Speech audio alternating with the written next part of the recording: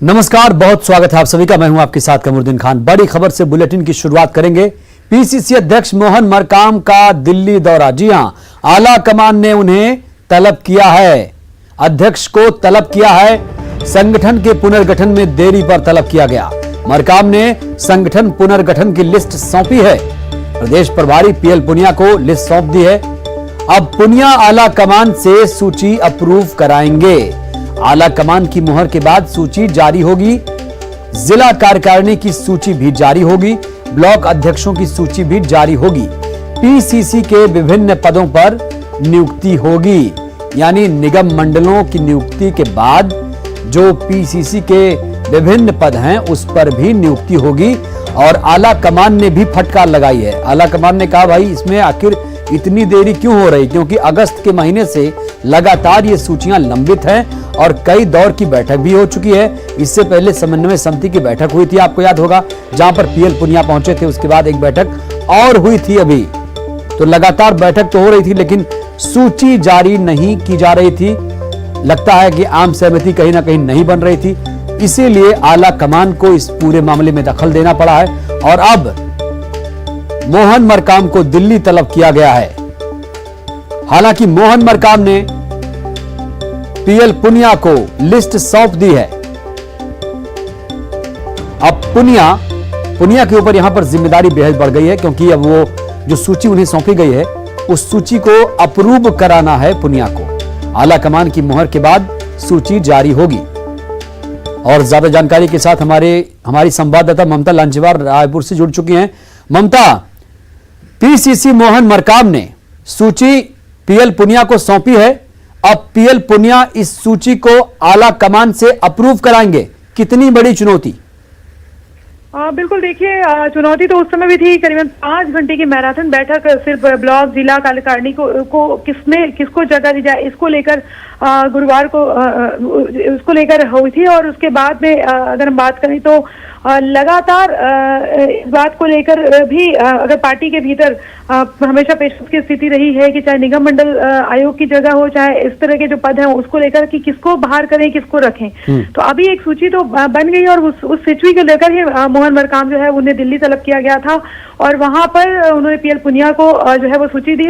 इस बात को लेकर भी लगातार पार्टी हाईकमान नाराज है कि इन चीजों को लेकर देर क्यों हो रही है, क्योंकि पार्टी की जो अगली स्ट्रेटेजी ये है कि जल्द से जल्द जो है केंद्र सरकार के खिलाफ और सड़क पर उतरा जाए। इसके लिए नए चेहरों को मौका देने की तैयारी भी की जा रही, जो ऐसे चेहरे हो जो आक्रामक हो और सड़क पर जो है वो अपनी उपस्थिति जो है वो ठीक से दर्शा सके। अब जो है देखना ये होगा कि पीएल पुनिया को तो उन्होंने सूची दे दी है, कारण भी बता दिए कि क्यों किसको जगह दी जा रही है। और उसके बाद में अब जो है ये आला कमान को सौंपी जाएगी और उसके बाद में अब ये जो सूची है वो अप्रूव करके उसके बाद में जारी कर दी जाएगी। जी ममता, आखिर ऐसी क्या वजह है कि लगातार इस सूची का लोग इंतजार कर रहे हैं?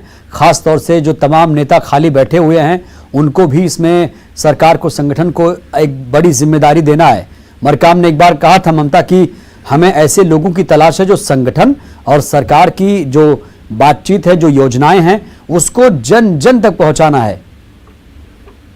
बिल्कुल, देखिए, जो ब्लॉक अध्यक्ष हैं, जिला कार्यकारिणी है, मोहन मरकाम वो जो है वो लगातार अटकी हुई है। और उसको लेकर एक बड़ी चुनौती इसलिए भी है कि तमाम वो लोग जो पार्टी के साथ में, चूंकि पार्टी विपक्ष में रही 15 सालों तक, जब सत्ता में आई है तो बहुत सारे लोग चाहते हैं कि संगठन में भी मौका मिले।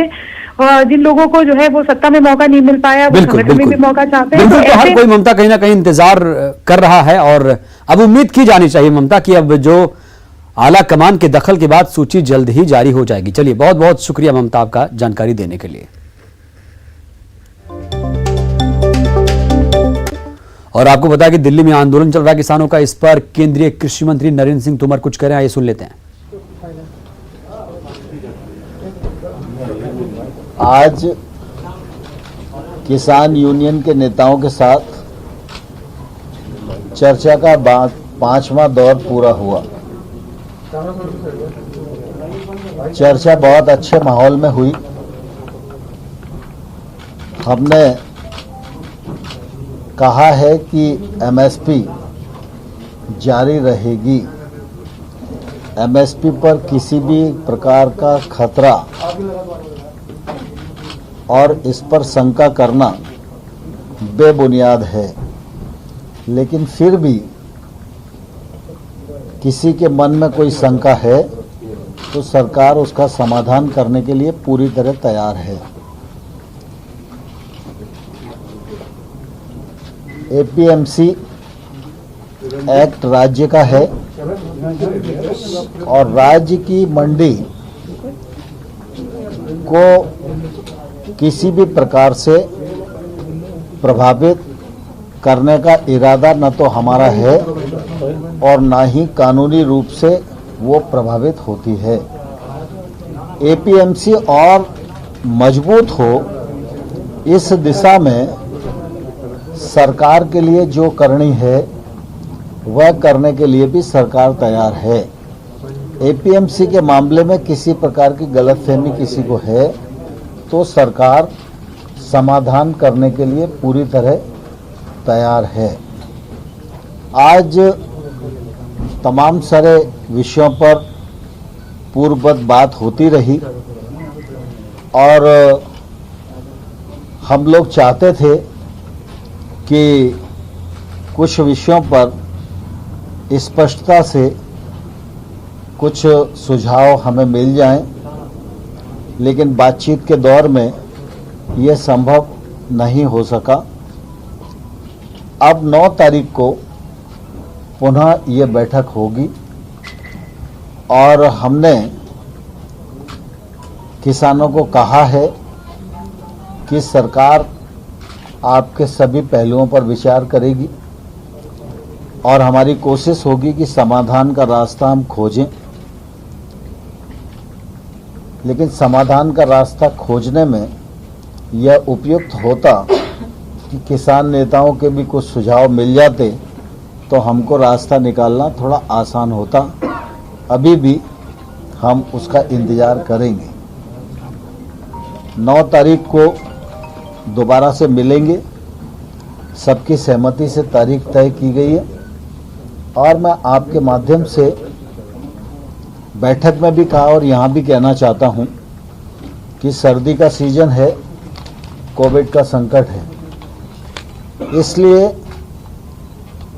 जो बुजुर्ग लोग हैं वे और जो बच्चे हैं उनको अगर यूनियन के नेता आह्वान करके घर भेज देंगे तो वो सुविधा से रह सकेंगे। यह आग्रह मेरा किसान यूनियन से है और मैं यह आश्वस्त करना चाहता हूं कि प्रधानमंत्री नरेंद्र मोदी जी की सरकार किसानों के प्रति पूरी तरह प्रतिबद्ध थी, है और आने वाले कल में भी रहेगी। अगर आप 6 वर्ष मोदी जी के कार्यकाल में कृषि के क्षेत्र को देखेंगे तो मोदी जी के नेतृत्व में आमूलचूल परिवर्तन किया गया है। इसमें किसान की आमदनी में बढ़ोतरी हुई है, योजनाएं बनी हैं, बजट बढ़ा है, एमएसपी बढ़ी है, सरकारी खरीद बढ़ी है और किसान महंगी फसलों की ओर आकर्षित हो सकें, किसान टेक्नोलॉजी से जुड़ सकें और किसान समृद्धि की ओर बढ़ सकें। इस मामले में मोदी जी की सरकार ने ऐतिहासिक रूप से काम किया है। हिंदुस्तान इस बात का साक्षी है कि एकमात्र योजना अगर प्रधानमंत्री किसान सम्मान निधि को ही हम लें तो 1 साल में किसानों की जेब में भारत सरकार के खजाने से 75,000 करोड़ रुपया जाता है। यह काम मोदी जी के ही बस का था और मोदी जी ने 10 करोड़ किसानों को अभी तक 1 लाख करोड़ रुपए से अधिक उनके खातों में भेजने का काम किया है। इंफ्रास्ट्रक्चर फंड 1 लाख करोड़ का यह भी मोदी जी ने प्रावधान किया है और मोदी जी की लगातार कोशिश है कि हमारा किसान प्रोसेसिंग से जुड़े। जब तक उसके उत्पादन का वैल्यू एडिशन नहीं होगा तब तक वह अपने फसल का अच्छा दाम प्राप्त नहीं कर पाएगा और इसलिए मोदी जी की कोशिश है कि अगर ग्रामीण भारत मजबूत होगा, कृषि का क्षेत्र मजबूत होगा, किसान समृद्ध होगा, तो आने वाले कल में आत्मनिर्भर भारत मूर्त रूप ले सकेगा। और इसलिए मैं आप सबके माध्यम से किसानों को आश्वस्त करना चाहता हूं, प्रधानमंत्री नरेंद्र मोदी जी की सरकार किसानों के हितों के प्रति पूरी तरह प्रतिबद्ध है और आने वाले कल में भी रहेगी।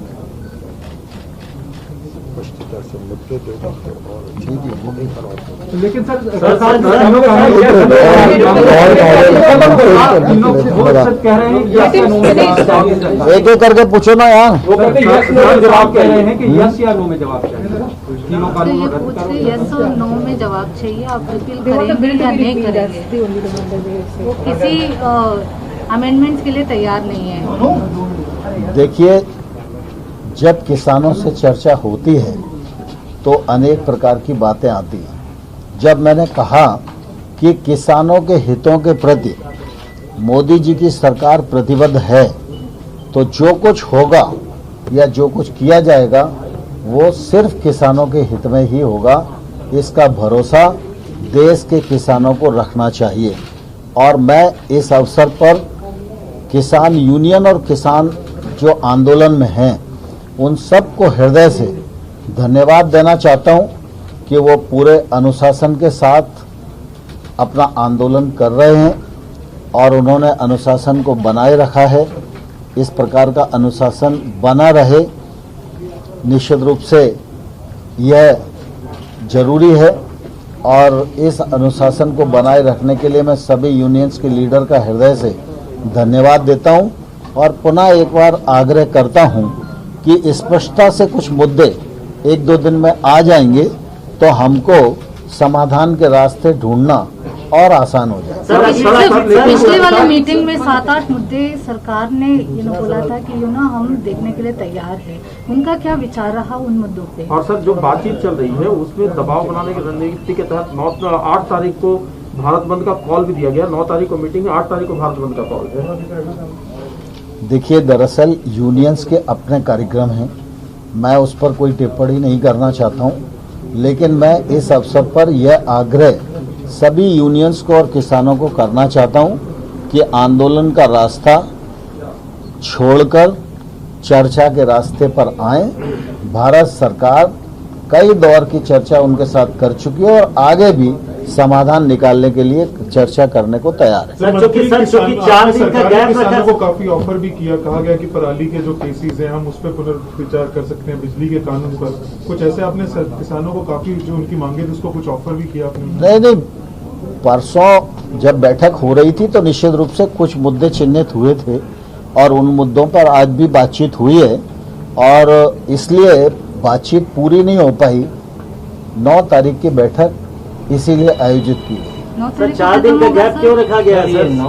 दिक्कत हो रही है लोगों को, बॉर्डर बंद है, क्या जल्दी बातचीत नहीं हो सकती? मैं आपके माध्यम से पुनः किसानों को आग्रह करना चाहता हूं कि वो कृपा करके अगर आंदोलन को त्याग दें तो इस ठंड के मौसम में उनको भी सुविधा होगी और दिल्ली के नागरिक भी सुविधा युक्त जीवन जी सके। और कुछ अब छोड़ो, बहुत हो गया। आपने आप जो सुझाव देने के लिए कह रहे हैं 9 तारीख को आपको रिटर्न में दिया हुआ है, आप जो सुझाव देने के लिए कह रहे हैं यूनियन। और यहाँ वक्त हो चला है एक हाजिरों वनवासियों के हित को ख्याल में रखते हुए राज्य सरकार ने 31 से बढ़ाकर 38 लघु वनोपजों की खरीदी समर्थन मूल्य पर करने के साथ साथ संघ द्वारा निर्धारित समर्थन मूल्य के अंतर्गत 14 लघु वनोपजों की खरीदी करने का अहम फैसला लिया। वन मंत्री मोहम्मद अकबर ने बताया कि इस तरह छत्तीसगढ़ में लगभग 2 साल में समर्थन मूल्य पर खरीदी के लिए लघु वन उपजों की संख्या 7 से बढ़ाकर 52 कर दी गई है। बिलासपुर के लाल बहादुर स्कूल ग्राउंड में 43वें राउत नाचा महोत्सव का आयोजन किया जा रहा है, जिसमें प्रदेश भर के करीब 50 राउत नाचा दल महोत्सव में शामिल हुए। कार्यक्रम में सीएम भूपेश बघेल, मंत्री ताम्रध्वज साहू, मंत्री शिव डहरिया, विधायक देवेंद्र यादव, शैलेंद्र पांडे, गिरीश देवांगन, मेयर रामशरण यादव ने शिरकत की। इस मौके पर सीएम भूपेश बघेल ने पारंपरिक वेशभूषा और वाद्य यंत्रों के साथ राउत नाचा किया। सीएम भूपेश बघेल ने राउत नाचा दल के साथ डांस करके उनका उत्साह वर्धन किया। परिवार की ओर से हार्दिक अभिनंदन एवं स्वागत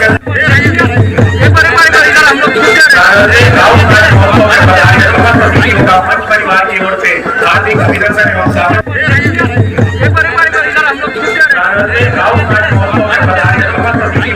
परिवार की ओर से हार्दिक अभिनंदन एवं स्वागत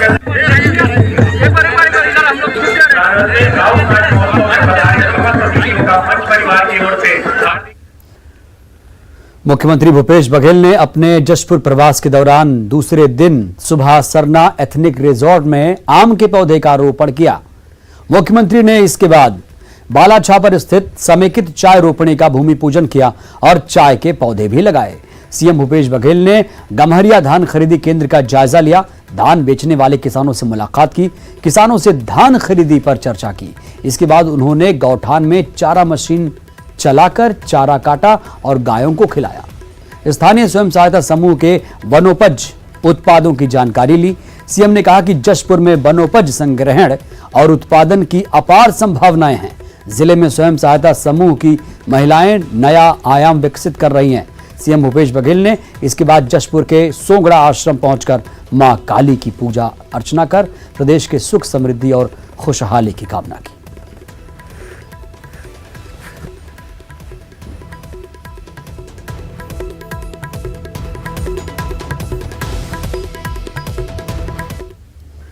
और मुंगेली से इस वक्त की बड़ी खबर, नदी में 60 वर्षीय बुजुर्ग बह गया।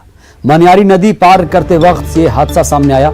कई घंटों से ग्रामीण बुजुर्ग की तलाश कर रहे हैं। मौके पर सकेत और पथरिया पुलिस भी मौजूद है।